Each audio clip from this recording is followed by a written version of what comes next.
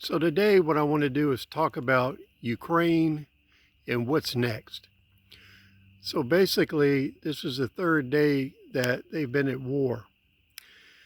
And there's a lot of talk, rumors, and propaganda floating around. And I'd like to discuss two things. The first thing I'd like to discuss is the SWIFT payment system.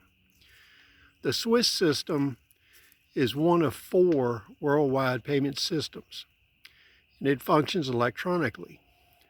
So when you think about this, if Russia is removed from the SWIFT system, it's still engaged in at least 2 of the other systems, plus it has massive reserves of gold, silver, platinum, palladium, lithium, and other things that can be used as cash.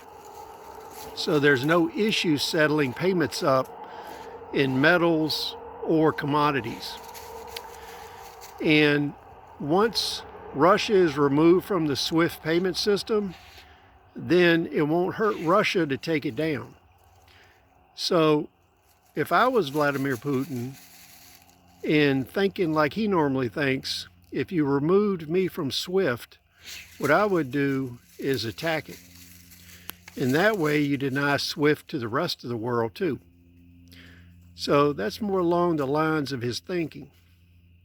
Now, the second thing is they're talking about pauses in military action, mobility issues, logistic issues, running out of fuel, casualties.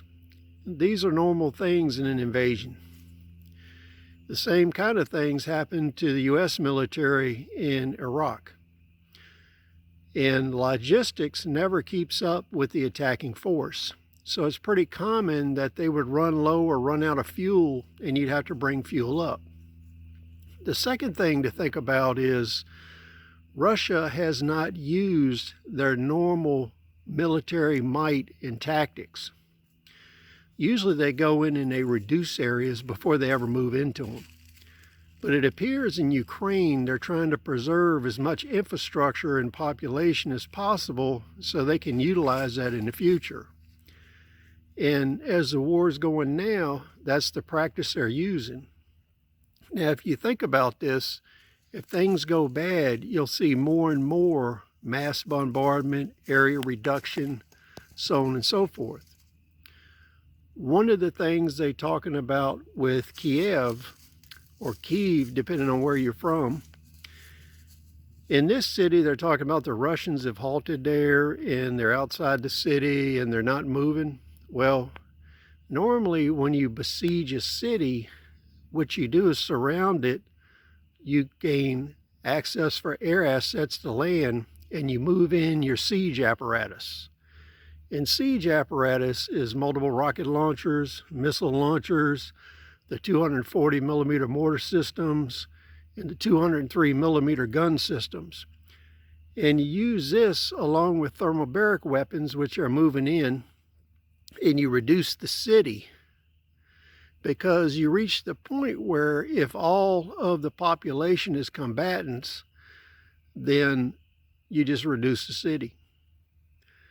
So the future is going to see what we bring. And as I said before, we're early in this war. The next issue that NATO has to contemplate is how do they move material support into the country. If they're going to supply weaponry, advisors, munitions, fuel, money, etc., you're going to have to move this in. And this undertaking would be similar to the Ho Chi Minh Trail, where the Chinese and Russians supplied Vietnam, the Viet Cong and the North Vietnamese Army. So you're going to have some ground system to move this stuff into Ukraine from the surrounding NATO countries. So it's going to look like you're going to have a system like the Ho Chi Minh Trail moving this material in. So please comment, rate, subscribe, share your thoughts. See you on the next video.